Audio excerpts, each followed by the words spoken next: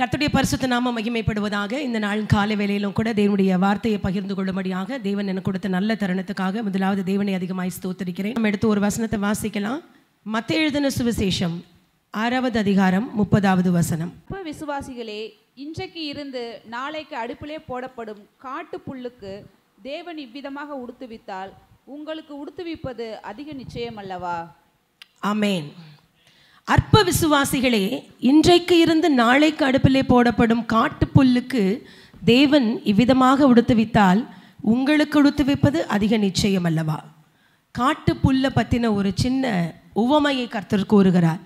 இயேசு கிறிஸ்து மனிதர்களோடு உலாவி வந்த அந்த நாட்களில் 33.5 வருடங்களிலுமே மனிதர்களோடு பேசும்போது ரொம்ப கேஷுவலான சாதாரணமான வார்த்தைகளை கொண்டு சாதாரணமான விஷயங்களை கொண்டு பேசியிருந்தார். மக்களுக்கு புரிகிற வகையில் பேசினார். அப்படி ஒரு தடவை மக்கள்கிட்ட பேசும்பொழுது சொல்லுகிறார், அற்ப விசுவாசிகளே. கூப்பிடும் போது எப்படி கூப்பிடுறாரு ஆண்டவர் அவர்களை? அற்ப விசுவாசிகளே. அற்ப விசுவாசிகள்னா என்ன? விசுவாசத்தில் குறைவுள்ளவர்கள், அப்படிதான் நம்ம நினைப்போம்ல. விசுவாசத்தில் குறைவுள்ளவர்கள், அவர்களை அற்ப விசுவாசி அப்படின்னு ஆண்டவர் சொல்கிறாரு. அதற்கு ஆங்கிலத்தில் பார்த்தீங்கன்னா யூ ஆஃப் லிட்டில் ஃபெய்த் அப்படின்னு சொல்லி அந்த வார்த்தை சொல்லப்படும். You of little faith.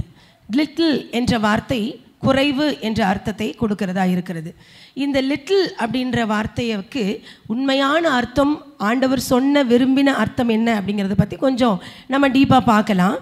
யாருக்கெல்லாம் விசுவாசம் குறைவுள்ளதா இருக்கும் அல்லது அற்ப விசுவாசிகள் என்று அழைக்கப்படுகிறவர்கள் யாராக இருப்பாங்க அப்படின்னு சொன்னால், வேதத்தில் எந்த மக்கள் மிகவும் கவலைப்படுகிறார்களோ, the people who worry a lot.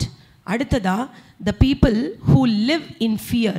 இந்த 2 விதமான மக்களுக்கும் அற்ப விசுவாசம் உண்டு என்று சொல்லி வேத வல்லுநர்கள் கூறுகிறார்கள், வேதத்துடைய ஆராய்ச்சியாளர்கள் கூறுகிறார்கள். ஆண்டவரும் அந்த அர்த்தத்தில் தான் கூறுகிறார். நம்ம எடுத்த உடனே ஒரே ஒரு வார்த்தை அற்ப விசுவாசிகள் அப்படின்ன உடனே கொஞ்சமாக விசுவாசம் இருக்கும் போல, அவங்கள்ட்ட அதிகமாக விசுவாசம் வேணும்னு கர்த்தர் விரும்புகிறார் போல அப்படின்னு நாம் நினைத்து கொள்ளுவோம். அது அப்படி அல்ல. எந்த மக்கள் அதிகமாக கவலைப்படுகிறார்களோ, எந்த மக்கள் அதிகமாக பயத்தில் வாழ்கிறார்களோ, இந்த 2 கேட்டகரி பீப்புளை பற்றி நம்ம கொஞ்சம் யோசிச்சு பார்ப்போம். இந்த கேட்டகரியில் நம்ம இருக்கமான்றதையும் நினச்சிக்குவோம். யார் ரொம்ப கவலைப்படுறாங்களோ, யார் பயத்தில் வாழ்கிறாங்களோ, இந்த பயம் கவலை என்ற உணர்வு நம்முடைய வாழ்க்கையில் நமக்கு அதிகமாக வந்திருக்கும், அடிக்கடி வந்திருக்கும்.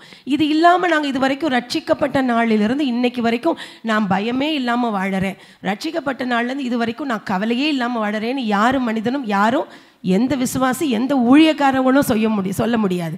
கண்டிப்பாக நம்முடைய வாழ்க்கையில் நமக்கு பயம் இருந்திருக்கும், அதே மாதிரி கவலைகள் இருந்திருக்கும்.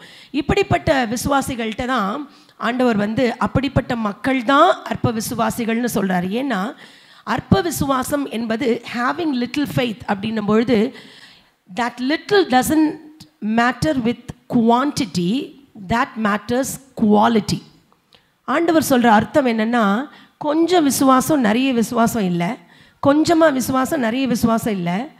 உன்னுடைய விசுவாசம் எவ்வளவு வேண்டுமென்று தேவன் விரும்புகிறாரோ அந்த விசுவாசம் உன்கிட்ட இல்லை, அந்த அளவு விசுவாசம் இல்லை. கர்த்தர் விரும்புகிற விசுவாசம் உங்ககிட்ட இல்லை. ரட்சிக்கப்பட்ட ஒவ்வொருத்தட்டையும் தேவன் நம்மிடத்துல விரும்புகிறது, தேவன் நம்மக்கிட்ட எதிர்பார்க்கிறது விசுவாசம் இருக்கணும், விசுவாசிகளாக இருக்க வேண்டும். எல்லா நேரமும் அவரை மட்டும்தான் நம்பி இருக்கணும், எல்லா நேரமும் அவரை மட்டும் சார்ந்து வாழ வேண்டும் என்று அந்த விசுவாசம் இருக்குது. பார்த்தீங்களா? அந்த லிட்டில் ஃபெய்த் அப்படின்றது, இது ஒரு சின்ன கலோக்கியெல்லாம் நான் உங்களுக்கு புரிகிற மாதிரி சொல்லணும்னா, can I have little cup of coffee அப்படின்னு சொல்லுவோம், can I have little water அப்படின்னு சொல்லுவோம். லிட்டில் வாட்டர் அப்படிங்கிறது கொஞ்சம் வாட்டர் அல்லது கொஞ்சமான இருக்கிறது எண்ணி கொடுக்கறது அப்படி கிடையாது. அது ஒரு வழக்க சொல்லாக காணப்படுகிறது, வழக்க சொல். அதாவது தேவன் அந்த விசுவாசம் என்கிட்ட இவ்வளோ இருக்கணும்னு எதிர்பார்க்குறேன்னா அந்த விசுவாசம் என்கிட்ட இருக்கணும். அந்த விசுவாசத்தில் நான் இல்லை அப்படின்னாலே நம்ம அற்ப விசுவாசிகள் ஆகிடுவோம். அற்ப விசுவாசிகள் லிட்டில் ஃபெய்த் உள்ளவர்கள். லிட்டில் ஃபெய்த்ன்றது கொஞ்சம் விசுவாசம், இன்னும் கொஞ்சம் அதிகம் விசுவாசம் இருந்தால் அது நடந்திருக்குமே, அப்படி அல்ல. தேவன் உன்னிடம் என்ன எதிர்பார்க்கிறாரோ அந்த விசுவாசம் நம்மகிட்ட இருக்கிறதா அப்படின்றது தான் முக்கியம். ஸோ கர்த்தர் எதிர்பார்க்கிற அந்த விசுவாசம் இல்லாத எல்லாரையுமே எப்படி தான் சொல்கிறாரு? You of little faith. எப்படி கூறுகிறார்? You of little faith. ஆண்டவர் நிறைய நேரங்களில் தன்னுடைய சீஷர்களையும் சரி, மக்களை, முக்கியமாக சீஷர்களை, தன் பின்பற்றி வருகிறவர்களை, தன் கூட இருக்கிற மக்களை சில நேரங்களில் இந்த மாதிரி வார்த்தைகள் சொல்லி கடிந்து கொள்ளுகிறாராம். அந்த கடிந்து கொள்ளுதலும் நமக்கு சரியாக தெரியல. அற்ப விசுவாசிகளை பக்கத்தில் ஒரு எக்ஸ்க்ளமேஷன் மார்க் இருக்குது பார்த்தீங்களா? தமிழ் பைபிள்லேயும் இருக்கும், இங்கிலீஷ் பைபிள்லேயும் இருக்கும். எக்ஸ்க்ளமேஷன் மார்க், அதாவது ஆச்சரிய குறி இருக்கும். பார்த்துருக்கீங்களா? That is the emphasis. God emphasis நம்மளை வந்து எம்ஃபசிஸ் பண்ணுறாரு. என்ன பண்ணுறாரு? உங்கள்கிட்ட அது இல்லையே என்று சொல்லி கர்த்தர் வருந்துகிறார். நான் உங்ககிட்ட என்ன இருக்கணும்னு விரும்புகிறனோ அந்த விசுவாசம் உங்ககிட்ட இல்லை. கொஞ்சமாக இருக்குது, நிறையா இருக்குன்னு ஆண்டவர் சொல்ல. ஒரு விசுவாசிக்கு எவ்வளோ இருக்கணுமோ அந்த விசுவாசம் நம்மள்கிட்ட இருக்கணும். ஒருவேளை அந்த விசுவாசம் நம்மள்கிட்ட இல்லைன்னா நம்ம விசுவாசிகளே இல்லை. ஒருவேளை அந்த விசுவாசம் நம்மள்கிட்ட இல்லைன்னா அற்ப விசுவாசிகள்ன்ற லிஸ்ட்டில் நம்ம வந்துட்டோம். கவலைப்படுகிறவர்களா, பயப்படுகிறவர்களா, தேவன் விரும்புகிற விசுவாசம் விரும்புகிற சூழ்நிலைகள், எதிர்பார்க்கப்படுகிற சூழ்நிலைகளில் ஒருவேளை நமக்கு இது இல்லைன்னா நம்ம விசுவாசிகளே கிடையாது, அற்ப விசுவாசியோடைய லிஸ்ட்டில் வந்துடுவோம். கர்த்தர் சில நேரங்களில் டிசைபிள்ஸ் தன்னுடைய சீஷர்களை ரொம்ப மென்மையாக கண்டிக்கிற வார்த்தை என்று கூறப்படுகிறது. மென்மையாக கண்டிப்பார். ஆண்டவர் வந்து கண்டிப்பார். அவருக்கு கோபம் வரும். அந்த கோபத்துலேயும் ஒரு அன்பு இருக்கும், ஒரு ஜென்டில்னஸ் இருக்கும். அதுபோல் மிக அழகாக கர்த்தர் அன்போடு கூட கண்டிக்கிற அந்த வார்த்தை தான் இந்த அற்ப விசுவாசி என்று சொல்லப்படுகிறது. இந்த ஃபெய்த் எப்படிப்பட்ட ஃபெய்த்து? கர்த்தர் விரும்புகிற விசுவாசம். எப்படி விசுவாசம்? தேவன் விரும்புகிற விசுவாசம். நமக்கு நல்லா தெரியும் விசுவாசமானது நம்பப்படுகிற உறுதியும் காணப்படாதவைகளின் நிச்சயமாக இருக்கிறது. வார்த்தையில் ரொம்ப அழகாக பேசிடுறோம். அதே விசுவாசத்தை நம்ம வாழ்க்கையில் அப்பியாசப்படுத்துகிறோமா? அதை நம்ம அப்படியே நம்ம ப்ராக்டிஸ் பண்ணுகிறோமான்னு கேட்டால் சில நேரங்களில் ஒரு கேள்விக்குறி தான். சரி, கர்த்தர் விரும்புகிற அந்த விசுவாசம் எப்படிப்பட்டதான விசுவாசம்? இப்போ எல்லாருக்குமே விசுவாசம் இருக்குது, நம்ம விசுவாசிகள் தான். ஆனால் அதென்ன ஆண்டவர் விரும்புகிற விசுவாசம் அப்படின்னு ஒரு குவெஸ்டின் மார்க் தெரியுதில்ல. என்ன ஆண்டவர் விரும்புகிற விசுவாசம்? அவர் விரும்புகிற விசுவாசம் எப்படி தெரியுமா? அதுக்கு ரொம்ப அழகாக ஒரு வார்த்தை சொல்கிறாங்க, faith in moderation. Faith in moderation. Moderation அப்படின்னா எதுவுமே மிதமாக இருக்கணும். மாடரேஷன் அப்படின்னா மிதமான அப்படின்னு அர்த்தம். அல்லது தமிழில் இன்னும் அழகாக சொல்லப்போனால் நிதானமானன்னு சொல்லலாம். இன்னும் அழகாக சொல்லணும்னா அடக்கமான. இந்த 3 வார்த்தைகளும் தமிழில் நமக்கு தெரிஞ்ச வார்த்தைகள். 3 வார்த்தைகள் தமிழில் சொல்லுங்கள் பார்க்கலாம். மிதமான விசுவாசம். இது கொஞ்சம் கொஞ்சம் எனக்கு இன்ட்ராக்ஷன் வேணும். இன்ட்ராக்ஷன் இல்லைன்னா வார்த்தை ஓடாது. மிதமான விசுவாசம், நிதானமான விசுவாசம், அடக்கமான விசுவாசம். கொஞ்சம் கஷ்டமாக இருக்குன்னா விசுவாசத்துக்கும் மிதமுக்கும் அந்த அடக்கத்துக்கும் இந்த நிதானத்துக்கும் என்னப்பா சம்பந்தம் இருக்குது? சம்பந்தம் இருக்குது. விசுவாசம் என்பது தேவன் விரும்புகிறபடி நம்மளிடம் இருக்க வேண்டும் என்றது தான் தேவனுடைய கட்டளை, அவருடைய எதிர்பார்ப்பு. இந்த மிதமான விசுவாசம் பிலிப்பியர் 4வது அதிகாரம் 5வது வசனம் எடுத்து வாசிச்சிங்களா பாருங்க.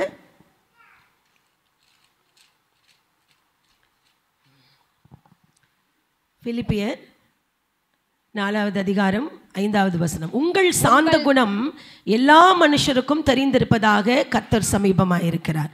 உங்கள் சாந்த குணம் என்று சொல்லி பைபிளில், தமிழ் பைபிளில் எழுதப்பட்டிருக்கிறது. இதே ஆங்கில வேதாகமத்தில் வாசிக்கும் பொழுது let your gentle spirit be known to all people. let your gentle spirit. அந்த ஜென்டில் ஸ்பிரிட் அப்படிங்கிறது தான் சாந்த குணம்னு தமிழில் சொல்லிட்டாங்க. நமக்கு தெரிஞ்சு சாந்த குணம்னா நம்ம என்ன நினைப்போம்? ரொம்ப சாந்தமாக இருக்கிறது போல், ரொம்ப அமைதியாக இருக்கிறது போல். அது அல்ல. தேவன் விரும்புகிற அந்த ஜென்டில் ஸ்பிரிட் இருக்குது பார்த்தீங்களா? அது எப்படிப்பட்டதாக இருக்கும்? ரொம்ப கிரேஷியஸாக இருக்குமா? அன்செல்ஃபிஷ்னஸ், சுயநலம் இல்லாமல் இருக்கும். அதுக்கு இரக்கமுள்ளதாக இருக்கும். டாலரன்ஸ், இந்த வார்த்தை தான் நமக்கு ரொம்ப முக்கியம். எல்லாவற்றையும் தாங்கிக் கொள்ள, சகித்து கொள்ளக்கூடியதாக, பொறுமையுள்ளதாக இருக்கும் என்று சொல்லப்படுகிறது. இந்த ஜென்டில் ஸ்பிரிட் அப்படின்னு நம்ம சொல்கிறோம் பார்த்தீங்களா? இதை தான் ஃபெய்த் இன் மாடரேஷன் சொல்கிறாங்க. Faith in moderation. Let your moderation be known unto men அப்படிங்கிறது இன்னொரு வேதாகம டிரான்ஸ்லேஷனில் சொல்லப்படுகிறது. Let your moderation be known to all men. உங்களுடைய இந்த நிதானமான விசுவாசம் மனிதர்களுக்கு தெரிந்திருப்பதாக, தெரிய கடவதாக.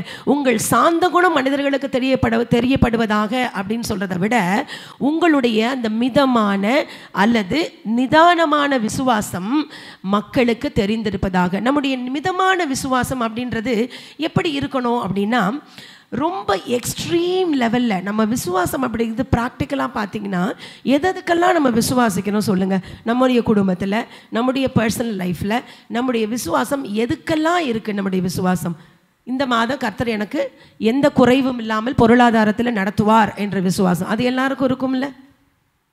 என் பிள்ளைக்கு நல்ல படிப்பை கர்த்தர் கொடுப்பார் என்ற விசுவாசம், என் பிள்ளையினுடைய எதிர்காலம் ஆசீர்வதிக்கப்படும் என்ற விசுவாசம். இதெல்லாம் தாண்டி ஒரு இதெல்லாம் ரெகுலராக நடக்கிறது, நம்மளோட வாழ்க்கையில் நடக்கிறக்கூடிய சாதாரணமான விஷயங்கள். இதெல்லாம் தாண்டி சில குரூஷியல் டைமில் வருவோம், அதாவது ரொம்ப கஷ்டமான சூழ்நிலைகள். இந்த இடத்துல எனக்கு இந்த சூழ்நிலையை விட்டு வெளியில் போகணும், அந்த இடத்துக்கு எனக்கு என்ன விசுவாசம் வேணும் அப்படின்னும் போது நம்ம ரொம்ப யோசிக்க வேண்டியதுன்னா, நீ நல்லா யோசிச்சு பாருங்கள், சில நேரத்தில் நம்ம விசுவாசம் எப்படி இருக்குன்னா ஒரு எக்ஸ்ட்ரீமுக்கு இருக்கும். எப்படி கர்த்தர் தான் அற்புதம் செஞ்சார்ல, ஆண்டவர் தான் தண்ணீர் மேலேயே நடந்து வராச்சே. ஒரு வார்த்தையில் வந்து குருடனையும் முடவனையும் சுகமாக்கினவர், தொட்டு சுகமாக்கினார், மண்ணில் பூசி சுகமாக்கினார். இவ்வளோ பெரிய ஆண்டவர் ஏன் கூட இருக்கும்போது இது நான் ஏன் செய்ய முடியாது என்று சொல்லி சூழ்நிலைகளை கவனிக்காமல், சூழ்நிலைகளை பார்க்காம மற்றவர்கள் நம்மை பார்த்து கொண்டு இருக்கிறார்கள், அதான் உங்களுடைய சாந்த குணம் மற்றவர்களுக்கு தெரிந்திருப்பதாக போது மக்கள் நம்மை பார்த்து கொண்டு இருக்கிறார்கள். All the time people are வாட்சிங் அஸ். இன்னொன்று பாஸ்டர் அடிக்கடி சொன்னாங்க, we are the Bible that those people read. மற்றவர்கள் வாசிக்கக்கூடிய வேதாகமே நம்ம தான், நம்முடைய வாழ்க்கையை மக்கள் எப்பவுமே வாட்ச் பண்ணிட்டு இருப்பாங்க. அப்போ நம்ம என்ன செய்கிறோம், சில நேரங்களில் நிதானம் இல்லாமல் ஒரு எக்ஸ்ட்ரீமுக்கு நம்முடைய விசுவாசத்தை கொண்டு போய் விடுகிறோம். அந்த எக்ஸ்ட்ரீமிசம் தேவனுக்கு பிரியமே கிடையாது, ஒரு நாளும் கர்த்தர் அதை விரும்புகிறது இல்லை. ஃபார் எக்ஸாம்பிள், ஒரு கேன்சர் இருக்குன்னு தெரிஞ்ச ஒரு அம்மா, எங்களுக்கு இப்போ நடந்த விஷயந்தான், கோவிலூரில் ஒரு அம்மா வந்திருந்தாங்க. நாங்கள் போயிருந்த டைமில் சுரேஷும் சுபாவும் சொன்னாங்க, இந்த அம்மாவுக்கு வந்து கட்டி இருக்குது சிஸ்டர், ப்ரேயர் பண்ணணும். பாஸ்டர் ஜோம் பண்ணிட்டாங்க. அப்போ நான் ஒரு பெண் என்பதால் அவங்க கட்டியை கொஞ்சம் டெஸ்ட் பண்ணி பார்க்கலாம், ஏன்னா நம்ம அந்த மாதிரி நிறைய பேர் பார்த்துருக்கோன்னு சொல்லி நான் பார்த்த உடனே அவங்கள்ட்ட சொன்னது டாக்டர்கிட்ட போங்கன்னு சொல்லி. நான் ஊழியக்காரி தான், எனக்கு விசுவாசம் இருக்குதான், நான் அவங்கக்கிட்ட பார்த்து ஆண்டவர் இப்பொழுது உங்கள் கட்டியில் சுகம் கொடுப்பார், நான் கை வச்சு ஜோம் பண்ணுறேன் பாருங்கள் அப்படின்னு நான் செஞ்சேன்னா அதுதான் என்னுடைய எக்ஸ்ட்ரீம் விசுவாசம். எக்ஸ்ட்ரீம் விசுவாசம் என்ன ஆகும்னா, நம்மளை மட்டும் இல்லை, நம்மளை வந்து சோர்வடைய செய்யும். நம்ம ஜோம் பண்ணுவோம் பாரு, நான் ப்ரேயர் பண்ணி நடக்கலைன்ற ஒரு சோர்வு மட்டும் இல்லை, நம்ம யாருக்காக ஜெபிக்கிறோமோ அவங்கள ஆண்டவருக்குள்ளே நடத்தவே முடியாது நம்மளால். அந்த எக்ஸ்ட்ரீம் விசுவாசம் வேண்டாம். எந்த இடத்துல எப்படி அற்புதம் செய்ய வேண்டும் என்பது தேவனுக்கு தெரியும். ஆனால் ப்ராக்டிக்கலாக நம்ம என்ன எப்படி வாழணும், அந்த விசுவாசத்தை எப்படி ப்ராக்டிஸ் பண்ணணும் அப்படிங்கிறது நமக்கு தெரிந்திருக்கணும். அப்போ அவங்களுக்கு நான் சொன்னேன், அட்வைஸ் பண்ணேன், ஃபஸ்ட்டு சொன்னது வந்து டாக்டர்கிட்ட போகணும். அவங்க என்கிட்ட சொன்னது என்னென்னா, இல்லைம்மா நான் ஜோம் பண்ண வந்த நாள்லேருந்து இப்போ 2-3 வாரமாக எனக்கு வலி இல்லை அப்படின்றாங்க. நமக்கு நல்லா தெரியும் வலி இல்லைங்கிறது நல்ல சிம்டம் இல்லை. ஒரு கட்டினா வலிக்கணும், அந்த கட்டியில் வலி இல்லைன்னும் போது அது நல்ல சிம்டம் இல்லை. இப்போ இதெல்லாம் எனக்கு தெரிஞ்சதுனால நான் என்ன சொன்னேன், இல்லைம்மா வலியே இல்லைனாலும் பரவாயில்ல, போய் டெஸ்ட் பண்ணிட்டு வாங்க. நான் போனதுக்கப்புறம் தான் டெஸ்ட்டுக்கு சொன்னதுக்கப்புறம் தான், இவ்வளோ கட்டாயப்படுத்தினதுக்கப்புறம் தான் டெஸ்ட்டுக்கு போனாங்க. பார்த்தா அவங்களுக்கு கேன்சருடைய 4th ஸ்டேஜ், 4வது ஸ்டேஜ் கேன்சர். காப்பாற்ற முடியல. ஒரே ஒரு நமக்குள்ள ஒரு தைரியம் அல்லது ஆறுதல் என்ன தெரியுமா, அவர்களுக்கு ஆண்டவரை பற்றி நம்ம சொல்லி கொடுத்துருக்கோம், அவர்கள் ஆண்டவரை ஏற்றுக்கொண்டார்கள். எப்படி ஆண்டவரை பற்றி அறிந்ததுனால அவர்களுக்கு ஆண்டவர் ஒரு இடம் கொடுப்பார். அவங்க ஞானஸ்நானம் எடுக்கக்கூட அவங்களுக்கு டைம் இல்லை. அவர்கள் அந்த நான் சொல்லி பேசி முடிச்சதுக்கப்புறம் ஒரு 2-3 வீக்ஸில் அவங்க இறந்துட்டாங்க. She is no more now. இந்த எக்ஸ்ட்ரீமான விசுவாசம் இருக்குது பார்த்தீங்களா, அது வாழ்க்கையில் இருக்கக்கூடாது. தேவன் அதை விரும்புகிறதில்லை. நம்ம நினைக்கிறோம், நான் அதிகமான விசுவாசம் இருக்கும்போது கர்த்தர் என்கிட்ட ரொம்ப பிரியப்படுவார், நான் வந்து அதிக விசுவாசம் இருக்கனால கர்த்தர் என்கிட்ட பிரியப்படுவார்னு நம்ம தவறுதலாக நினச்சிட்ருக்கோம். அப்படிப்பட்ட விசுவாசிகளை தேவன் விரும்புகிறதே கிடையாது. ஏன்னா அந்த லிட்டில் ஃபெய்த் அப்படிங்கிறதுடைய முழு அர்த்தம் என்னென்னா, நான் உங்ககிட்ட என்ன விசுவாசம் இருக்கணும்னு நினைக்கிறேன் தெரியுமா, அந்த மாடரேட்டான விசுவாசம். லிட்டில் ஃபெய்த் அப்படின்னா அதுக்கு இன்னொரு மீனிங் மாடரேட் ஃபெய்த் என்று அர்த்தம். அந்த மாடரேட் ஃபெய்த் இது வரைக்கும் நமக்கு பைபிளில், தமிழ் பைபிளில் அது சொல்லப்படவே இல்லை.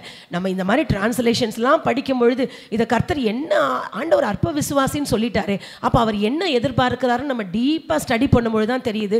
அவர் எதிர்பார்க்கிறது ஃபெய்த் இன் மாடரேஷன். அந்த மாடரேஷனை வந்து ஃபஸ்ட்டு ரொம்ப எக்ஸ்ட்ரீமாக இருக்க வேண்டிய அவசியம் இல்லை. இரண்டாவது, அந்த மாடரேஷன் இருக்குது பார்த்தீங்களா, அது எக்ஸசைசிங் ரெஸ்ட்ரெயின்ஸ் அப்படின்னு சொல்கிறாங்க. அது நமக்குள் அடங்கி இருக்கும். சில நேரங்களில் அபிஷேகத்துக்குள்ளே நிறையும் பொழுதோ, ஆவியானவர் எனக்கு சொல்கிறார் அப்படின்னு பேசும் பொழுதோ நம்ம விசுவாசிகள் யாருமே நான் அந்த அளவுக்கு பார்க்கல, இப்போ இருக்க எல்லாருமே. ஆனால் சில பேர் வெளியில் போய் நிறைய வசனங்கள் கேட்குறோன்ற பேரில் நிறைய டிவியை ஃபாலோ பண்ணுறவங்க, அல்லது வெளியில் சில ஊழியக்காரர்களை ரோல் மாடலாக வச்சு அவங்கள ஹீரோ மாதிரி வர்ஷிப் பண்ணுறவங்க இருக்காங்க பார்த்தீங்களா. அவங்கக்கிட்ட இந்த மாதிரி விஷயங்கள் இருக்கும். God instructs us, teaches us to control ourselves. நம்மை நாம் கண்ட்ரோல் பண்ண தெரியணும். விசுவாசம் என்ற பேரில் வார்த்தைகளை எங்கே விடக்கூடாது, அந்த இடத்துல விட்டுறக்கூடாது. சில நேரங்களில் ஏதோ யாரோ ஒரு நபருக்காக ஒரு கவுன்சிலிங்கோ ஜெபிக்கவோ நம்ம போயிருந்தோம்னா கூட அந்த இடத்துல சொல்கிற வார்த்தைகள் மிக கவனமான வார்த்தைகளாக இருக்கணும். ஆவியானவர் உங்களுக்கு சொன்னால் மட்டும்தான் அந்த வார்த்தையை சொல்லணும். ஆண்டவர் அப்படி சில வார்த்தைகளை உங்கள்கிட்ட சொல்லிட்டு இதை சொல்லாதன்னு சொல்லுவார். ஆனால் அதற்காக ஜெபிக்க வேணாம் செய்யலாம் ஒழி, அதை நீங்கள் அந்த இடத்துல நீங்கள் சொல்லக்கூடாது. Because you should have the control over your faith. உங்கள் விசுவாசத்தையும் தாறுமாறாக ஓட விடக்கூடாது. அந்த விசுவாசம் உங்களுக்குள் அடங்கி இருக்க வேண்டும். அந்த விசுவாசம் நமக்குள்ள அடங்கி இருக்கணும். அந்த சாஃப்டான ஜென்டிலான ஸ்பிரிட்டை தான் ஆண்டவர் எதிர்பார்க்கிற ஒழிய அப்படியே கத்தி கத்தி எனக்குள்ள ஆண்டவர் இருக்கார், எனக்குள்ள ஆவியானவர் இருக்கார், நான் அப்படி செய்வேனாக்கும் இப்படி செய்வேனாக்கும் எல்லா நேரத்துலையும் சாதாரணமாக பேசினா கூட ஏசப்பா என்னை செய்ய சொன்னார், ஆண்டவர் இதை செய்ய சொன்னார் அப்படின்னு சொல்லி நம்ம சில பேர் பேசி பார்த்துருக்கோம். அந்த மாதிரி வார்த்தைகள், அந்த அலப்புற வார்த்தைகளை தேவன் விரும்புகிறதே கிடையாது. அதுக்கப்புறம் லாஸ்ட்டாக பார்த்தீங்கன்னா we have to live a balanced life. எப்போவுமே பாருங்கள், இந்த பேலன்ஸ்ட் லைஃப் விசுவாசிகளுக்கு இருக்கவே இருக்காது. ஆண்டவர்களை ரட்சிக்கப்பட்ட புதுசில் இருக்கிற வேகமும் கொஞ்ச நாளில் கொஞ்சம் கொஞ்சமாக குறையும். விசுவாசம்னு எடுத்து பார்த்தீங்கன்னா நம்ம கிறிஸ்தவர்களாக இருப்போம், ஆராதனைக்கு வருவோம், எல்லாமே செய்வோம். ஆனால் விசுவாசம் சூழ்நிலைக்கு ஏற்ற மாதிரி நமக்கு மாறும். ஆனால் எப்பொழுதுமே விசுவாசம் இருக்குன்னா கர்த்தர் கொடுத்தாலும் அதே விசுவாசம்தான், தேவன் எடுத்தாலும் அதே விசுவாசம்தான். சூழ்நிலைகள் நமக்கு எவ்வளவு நெகட்டிவாக இருந்தாலும் அதை பற்றி கவலை கிடையாது. சில நேரங்கள் ஆண்டவர் கொடுத்து நம்மளை அவருடைய நாமத்தை மகிமைப்படுத்துவார், சில நேரங்கள் நம்மள்ட்ட இருந்து எடுத்து அவருடைய நாமத்தை மகிமைப்படுத்துவார். This is very true. கர்த்தருக்குள் வாழ்கிற எல்லாராலையும் அதை ஃபீல் பண்ண முடியும். உண்மையாக ஆண்டவருக்குள் அபிஷேகம் பெற்று நம்மளால் கண்டிப்பாக அதை ஃபீல் பண்ண முடியும். எல்லா நாளும் நான் பேலன்ஸ் லைஃப் ஆண்டவர் ஈக்குவல் லைஃப் ஆண்டவர் கொடுக்க மாட்டார். God teaches us, God instructs us to balance our life. நம்ம வாழ்க்கையை பேலன்ஸ் பண்ண கர்த்தர் கற்றுக் கொடுக்கிறார். இதுதான் அவர் எதிர்பார்க்கிற மாடரேட் ஃபெய்த். கர்த்தர் எதிர்பார்க்கிற ஃபெய்த். அற்ப விசுவாசிகளேன்னு சொன்னாருன்னா சூழ்நிலையை கண்டு பயப்படுறவங்க நம்ம அற்ப விசுவாசிகள், நம்ம விசுவாசிகளே கிடையாது. எல்லா நேரமும் ஒரேமா இருக்கவங்க தான் விசுவாசிகள். ஒருவேளை நம்ம சில நேரத்தில் சோர்ந்து போய் நம்ம வெளியில் பார்க்கும்போது சோர்வாக தெரியாமல் இருக்கலாம். ஆனால் ஆண்டவர் நம்முடைய இருதயத்தை பார்க்கிற தேவன், நம்முடைய உள்ளிந்திரியங்களை ஆராய்ந்து அறிகிற தேவன். கர்த்தர் நம்மளை பார்க்கும்போது நம்ம விசுவாசிகளாக இருக்கமோன்றதான் கேள்வி. மற்றவர்கள் பார்க்க நம்ம விசுவாசமாக இருப்போம். விசுவாசின்னா வெளியில் போனால் கூட்டத்தில் கண்டிப்பாக நம்மளை கண்டுபிடிச்சிடலாம். ஓ இவங்க விசுவாசியோ, பேசுகிற பேச்சில் கண்டுபிடிக்கலாம், நம்ம நடக்கிற நடக்கையில் கண்டுபிடிச்சிடலாம். அது ஆண்டவருக்கு முக்கியம் இல்லை. தேவன் நம்மை பார்க்கும் பொழுது அவர் எதிர்பார்க்கிற அந்த ஃபெய்த், அந்த விசுவாசம் நம்மிடம் இருக்கிறதா என்று கர்த்தர் மிகுந்த ஆர்வமோடு பார்க்குறார். அப்படி ஒருவேளை நம்ம பார்க்கலன்னு, நம்ம செய்யலைன்னு வச்சுக்கோங்க, நம்மள்ட்ட அது குறைப்படுதுன்னு வச்சுக்கோங்களேன், கர்த்தர் நம்மை பார்த்து கூட சொல்லுவார் அற்ப விசுவாசியே. யோசிச்சு பாருங்க, நம்ம வாழ்க்கையில் இவ்வளவு நாள் நம்ம கடந்து வந்திருக்கோம்ல, எத்தனை சூழ்நிலைகள் இந்த அற்ப விசுவாசிகளாய் நாம் இருந்திருக்கிறோம் என்று தேவன் மிகவும் வருத்தப்படுகிற விஷயம். அது ஆண்டவர் நம்ம ஜென்டிலாக நம்மளை ரொம்ப அழகாக நமக்கு இன்ஸ்ட்ரக்ஷன் கொடுக்குறார், அறிவுரை கூறுகிறார். அற்ப விசுவாசிகளாக இருக்காது. அதுக்கு தான் அந்த எக்ஸ்க்ளமேஷன் மார்க். அந்த எக்ஸ்க்ளமேஷன் மார்க் விசுவாசியே அப்படின்னு சொன்னால் அதில் சந்தோஷம் நமக்கு. அற்ப விசுவாசின்னு சொன்னால் அங்கே நம்மளோட கிரேடை நம்ம லூஸ் பண்ணுறோம். தேவன் நம்ம கொடுத்த ரட்சிப்பை நம்ம இழக்கிறோம். தேவன் நம்ம கொடுத்துருக்கிற அபிஷேகத்தை நம்ம இழக்கிறோம். கர்த்தருடைய எதிர்பார்ப்பை நம்ம அபத்தமாக்குகிறோம்.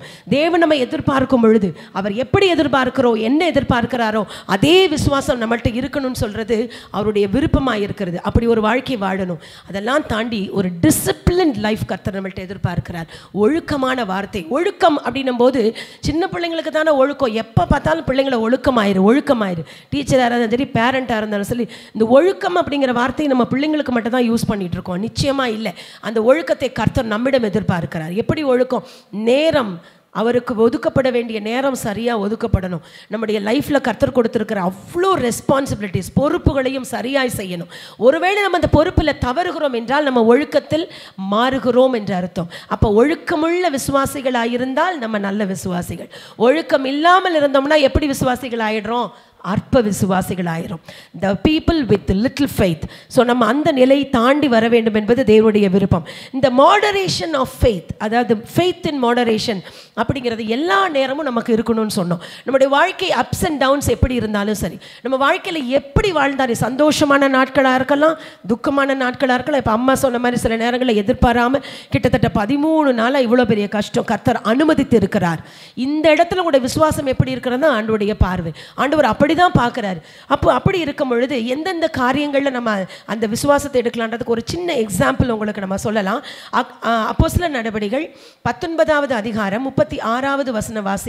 இது எதிர்பேசப்படாத காரியமாகையால் நீங்கள் ஒன்றும் பதறி செய்யாமல் அமர்ந்திருக்க வேண்டும். இது எதிர்பேசப்படாத காரியமாகையால் நீங்கள் ஒன்றும் பதறி செய்யாமல் அமர்ந்திருக்க வேண்டும். பதறுவது, விசுவாசிக்கிறவன் பதறான் அப்படின்னு நம்ம ஒரு வேதவாசனம் தெரியும் நமக்கு. விசுவாசிக்கிறவன் பதறான். ஆனால் இந்த இடத்துல ஒரு விசுவாசியே இல்லை. இவர் எபேசு பட்டணத்தில் நடந்த சில விஷயங்களை பற்றி நம்ம அப்போஸ்தலர் 19வது அதிகாரம் முழுவதுமாக படிக்கிறோம். அப்போது அந்த இடத்துல பார்த்தீங்கன்னா பவுல் கூட்டத்துக்குள்ளே போகணும்னு நினைக்கும் பொழுது சீஷர்கள் அவரை தடுக்கிறார்கள். நிறைய ஆர்கியூமெண்ட்ஸ் வருது. அதில் மிக முக்கியமாக 33வது வசனத்தில், அப்பொழுது யூதர்கள் அலெக்சந்தர் என்பவனை முன்னிற்க தள்ளுகையில் கூட்டத்திலே சிலர் அவனை முன்னே இழுத்து விட்டார்கள். அலெக்சந்தர் கையமர்த்தி ஜனங்களுக்கு உத்தரவு சொல்ல மனதாக இருந்தான். இந்த அலெக்சண்டர் அப்படிங்கிறவர் என்னன்னா, இந்த இடத்துல என்ன நடக்குதுன்னு சொன்னால் 4வது வசனம், எப்படி என்றால் தெமேத்திரியு என்னும் பெயர் கொண்ட ஒரு தட்டான் தியானாளின் கோவிலை போல வெள்ளியினால் சிறிய கோவில்களை செய்து தொழிலாளிகளுக்கு மிகுந்த ஆதாயம் வருவித்து கொண்டிருந்தான். அந்த நேரத்தில் பவுல் சுவிசேஷத்தை பயங்கர வேகமாக அறிவித்து கொண்டிருக்கிற அந்த நாளில் இந்த தெமேத்திரியுன்ற ஒரு தட்டான் அப்படிங்கிறது சில்வர் ஸ்மித்துன்னு சொல்கிறாங்க. வெள்ளியினால் அந்த பண்ட பாத்திரங்களை சிலைகள் எல்லாம் செய்து விற்கக்கூடிய ஒரு ஆள். அவன் நிறைய சிலைகள் எல்லாம் செய்வானா கோயிலுக்கு. அது முக்கியமாக தியானாள் அப்படிங்கிற ஒரு காடஸ், அவர்கள் எபேசு பட்டணத்தில் வழிபடக்கூடிய ஒரு காடஸ். அதுக்கு பேர் தான் தியானாள் அப்படின்னு சொல்கிறாங்க. அந்த தியானாளுடைய சிலையை வருவிச்சு அந்த தொழிலாளர்களுக்கு நல்ல வருமானம் போயிட்டுருக்குது. நல்ல வருமானம் போயிட்டுருக்கும் பொழுது இவங்களுக்கு என்ன பிரச்சனை அப்படின்னா, இப்படிப்பட்ட தொழில் செய்கிறவங்க மற்ற வேலையாட்கள் எல்லாத்தையும் கூப்பிட்டு நல்ல ஆதாயம் இருக்குது. ஆனால் இந்த நேரத்தில் என்ன நடக்குதுன்னா 26வது வசனத்தில் பாருங்கள், இப்படி இருக்க கைகளினால் செய்யப்பட்ட தேவர்கள் அல்லவென்று இந்த பவுல் என்பவன் சொல்லி எபேசுவிலே மாத்திரமல்ல கொஞ்சம் குறைய ஆசியா எங்கும் அநேக ஜனங்களுக்கு போதித்து அவர்களை வசப்படுத்தி கொண்டான் என்று நீங்கள் கண்டும் கேட்டும் இருக்கிறீர்கள். இப்போதான் அவன் ஒரு பிரச்சனையை கிளப்புறான். நல்ல ஸ்மூத்தாக போயிட்டு இருக்குது, பயங்கர பிரச்சனைகள் தான். ஆனால் சுவிசேஷம் அறிவிக்கப்பட்டு கொண்டு இருக்கு வேகமாக. அந்த நேரத்தில் புதுசாக ஒரு பிரச்சனை வருது. என்னென்னா, நான் சிலை செஞ்சு வித்துட்டு இருக்கும் பொழுது சிலை நல்லா போயிட்டு இருக்குது, வியாபாரம் பயங்கரமாக பிச்சுக்கிட்டு போகுது, தொழிலாளர்கள் எல்லாருக்கும் நல்ல ஒரு வருமானம் இருக்குது. ஆனால் நம்ம வருமானத்தை கெடுக்கிற மாதிரி தியானாளுடைய செயலையை செய்கிற இந்த நேரத்தில் தியானாள் தெய்வமே இல்லை, இயேசு கிறிஸ்து தான் தெய்வம்னு ஒருத்தர் சொல்லிட்டு இருக்கான் பற்றி, அவனை நம்ம விடக்கூடாது சும்மா அப்படின்னு சொல்லி பவுலுக்கு விரோதமாக பேசுகிறார்கள். அந்த பவுல் கூட்டத்துக்குள்ளே போகணும்னு நினைக்கிறதுக்கு முன்னாடி காயு அரிஸ்தர்க்குன்றவங்க போயிட்டாங்க உள்ள. இவங்க உள்ள இழுத்து போட்ட உடனே பவுல் உள்ள போகணும்னு விரும்பும் பொழுது சீஷர்கள் யாருமே அவரை உள்ள விட அனுமதிக்கல. சில நேரங்களில் ஊழியக்காரர்களை மக்கள் சில நேரங்களில் அந்த மாதிரி விஷயங்களை தடுக்கிறாங்க. அதுக்கும் ஒரு காரணம் இருக்கு. என்னன்னா, அலெக்சாண்டர் அப்படிங்கிறவனை எழுத்து வெளியில கொண்டு வராங்க. இவன் யூதன் என்று சொல்லி அவர்களுக்கு தெரிஞ்சிருச்சு. தெரிஞ்சதுனால 34வது வசனம் பாருங்க, அவன் யூதன் என்று அவர்கள் அறிந்த போது எபேசியருடைய தியானாளே பெரியவள் என்று 2 மணி நேரம் அளவும் எல்லோரும் ஏகமாய் சத்தமிட்டு. அவன் யூதன்னு தெரிஞ்ச உடனே இன்னும் கொஞ்சம் அவங்க ரொம்ப ஃபெரோஷியஸ் ஆகிட்டாங்க. கோவம் அதிகமாக வந்துருச்சு. தியானாளே தெய்வம் என்று சொல்லி பயங்கரமாக ஆர்ப்பரித்து சத்தம் போட ஆரம்பிச்சிட்டாங்க. இப்போ அலெக்சாண்டர் பேச வேண்டிய ஆள் பேசலை. கையமர்த்தி பேசலான்னு எழுந்திருக்கும் போது அவர் பேசலை, அவர் பேச விடலை. அதுக்கு நடுவில் 35வது வசனத்தில் யார் எழும்பி பேசுகிறா தெரியுமா? பட்டணத்து சம்பரதியானவன் ஜனங்களை அமர்த்தி. சம்பரதியானவனை ரெப்ரசன்டேட்டிவ்னு சொல்லுவோம். அந்த இடத்துலேருந்து வெளியில் எந்திரிச்சவர். அவர் என்ன சொல்கிறாங்கன்னா டவுன் கிளார்க் அப்படின்னு சொல்கிறாங்க. இல்லைன்னா ஒரு மேயருக்கும் மேலான, அந்த பட்டணத்து மேயரை விட அதிகமான ஒரு அலுவலகத்தில் ஒரு பெரிய பொறுப்பில் இருந்த ஒரு அதிகாரின்னு சொல்லலாம். அந்த ஜனங்களுக்குள்ளே இருந்த ஒரு அதிகாரி எழும்பி அந்த ஜனங்களை அடக்கிறார். அவர்களில் ஒருத்தர் தான். He is not a follower of Christ. அதுதான் அங்கே முக்கியமான விஷயம். அவர் இயேசு கிறிஸ்துவை பின்பற்றுகிற சீஷனும் அல்ல, அவருடைய விசுவாசியும் இல்லை. ஆனால் அந்த இடத்துல அவர் என்ன சொல்கிறாருன்னா, எழுந்து கையமர்த்தி என்ன சொன்னாரு சொல்லுங்க, எபேசியருடைய பட்டணம் மகாதேவியாகிய தியானாளுக்கும் வானத்திலிருந்து விழுந்த சிலைக்கும் கோவிற் பரிசாரகியாக இருக்கிறதை அறியாதவனுண்டோ? கோவிற் பரிசாரகினா காடஸ் ஆஃப் திஸ் சிட்டி. இந்த பட்டணத்தினுடைய சிட்டியினுடைய காடஸ் நம்முடைய தியானாள் தான். இதை யாரும் எதிர்த்துக்க முடியாது. ஆனால் இது பேசப்படாத காரியமாகையால் நீங்கள் ஒன்றும் பதறி செய்யாமல் அமர்ந்திருக்க வேண்டும். இந்த காரியத்தை எதிர்த்து யாரும் பேச முடியாது. பிரச்சனைக்குள்ளே இருக்கிறது அலெக்சாண்டர், பிரச்சனைக்குள்ளே இருக்கிறது பவுல். இப்போ பேச வேண்டிய 2 ஆளுமே பேசலை, கூட வந்தவனை உள்ளே இழுத்து போட்டாங்க, அவனும் பேசலை. ஜனங்கள் ஆர்ப்பரித்து கொண்டு இருக்கிறார்கள், கலகம் பெருசாயிடுச்சு. அதுக்கு முன்னாடி நீங்கள் இந்த சாப்டர் வீட்டில் போய் வாசிங்க. ஒருத்தருக்கு ஒருத்தர் எதுக்கு கூடி வந்தோன்னே தெரியாதான், ஏன் கூடி வந்திருக்கோன்னே தெரியாமல் எல்லாரும் கூடி வந்தான். எப்போவுமே அப்படி நடக்கும் பாருங்கள். பிரச்சனைன்னு வந்துட்டா கூட்டம் கூடிடுவாங்க. அந்த கூட்டத்துக்குள்ளே உள்ள என்னங்க பிரச்சனைன்னு கேளுங்க, தெரியல, நான் சும்மா வந்தேன் பார்க்கலான்னு. அந்த மாதிரி கூடினவன் தான் இதில் அதிகமான பேராம். இவ்வளோ பேர் கூடியிருக்கிற இடத்துல பவுலும் பேசலை, அலெக்சாண்டரும் பேசலை. பேசினது யாரு? அவங்களுக்குள்ள இருக்கிற ஒரு ஆள் கையமர்த்தி எல்லார்ட்டையும் சொன்னாராம். எதிர்பேசப்படாத காரியமாக இருக்கிறதுனால இதை யாரும் எதிர்த்து பேச முடியாது. நீ இவன் இந்த பட்டணத்தினுடைய காடஸ் தியானாள் தான் சொன்னா அதை ஒரு ஆள் எதிர்க்கல. இவங்க கலகம் பண்ணுறதுக்காக வரல. ரொம்ப அழகாக கீழே சொல்லியிருக்காங்க பாருங்க. உங்கள் தேவியை தூஷிக்க வரல, கோவிலை கொள்ளையடிக்க வரல. 37வது வசனத்தில் இவங்க எதுவுமே செய்யலை.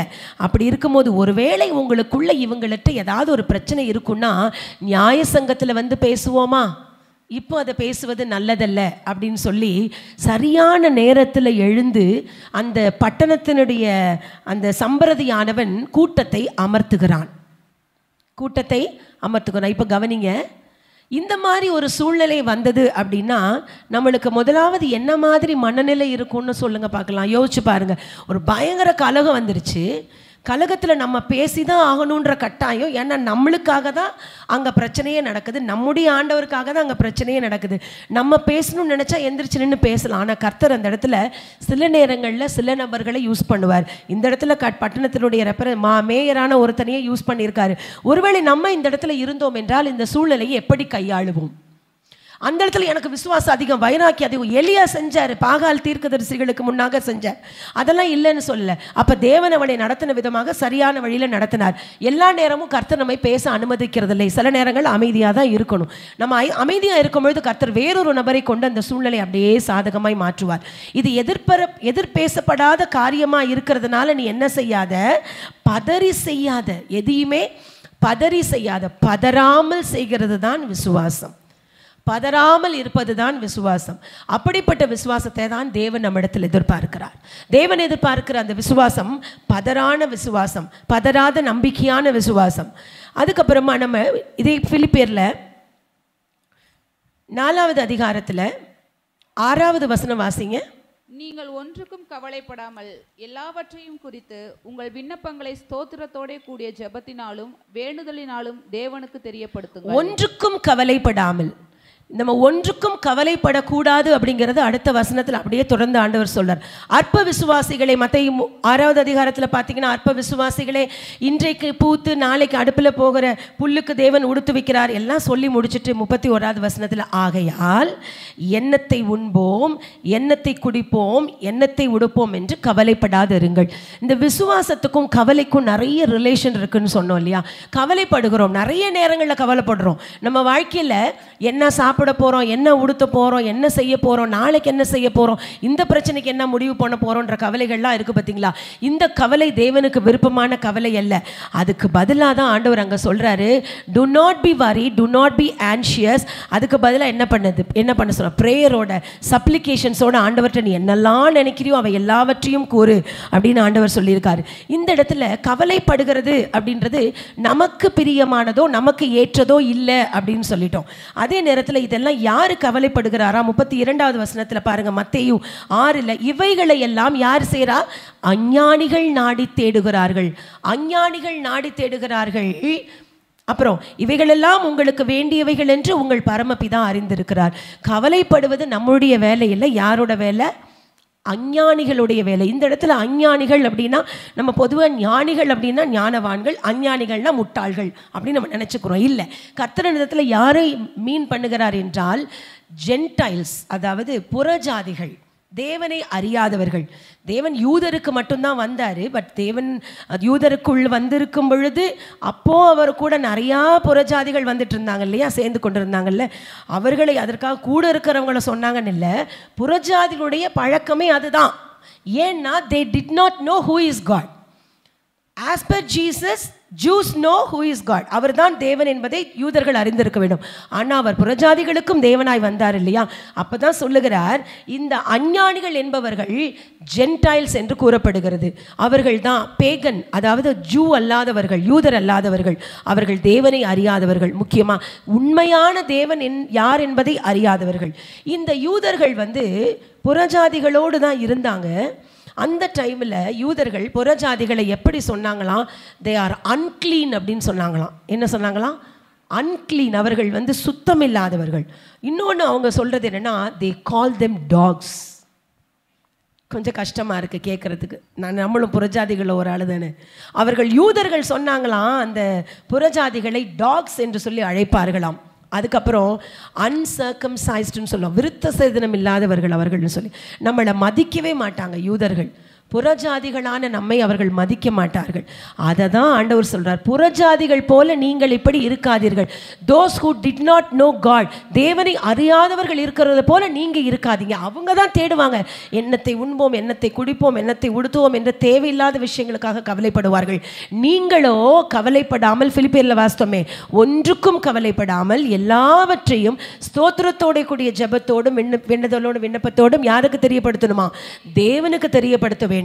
இந்த புறஜாதிகள் அப்படின்னு சொல்லும் பொழுது நம்ம மார்க் எழுதின சுவிசேஷம் 7வது அதிகாரம் 27வது வசனத்தை ஒரு தடவை வாசித்துருவோமா? மார்க் 7:27. இயேசு அவளை நோக்கி, முந்தி பிள்ளைகள் திருப்தி அடையட்டும், பிள்ளைகளின் அப்பத்தை எடுத்து நாய்க்குட்டிகளுக்கு போடுகிறது நல்லதல்ல என்றார். பிள்ளைகளுடைய அப்பத்தை எடுத்து யாருக்கு போடுறது நல்லதல்ல? அவர் நாய்க்குட்டிகள்னு சொன்னது யாரு? புறஜாதியான ஒரு சைரோஃபினீஷியன் லேடி. சீரோ பேனிக்கியா தேசத்தாளாகிய ஒரு கிரேக்க ஸ்திரியை தான் சொல்கிறார் ஆண்டவர். நாய்க்குட்டிகளுக்கு இந்த அப்பத்தை நான் போடுவது நல்லதல்ல.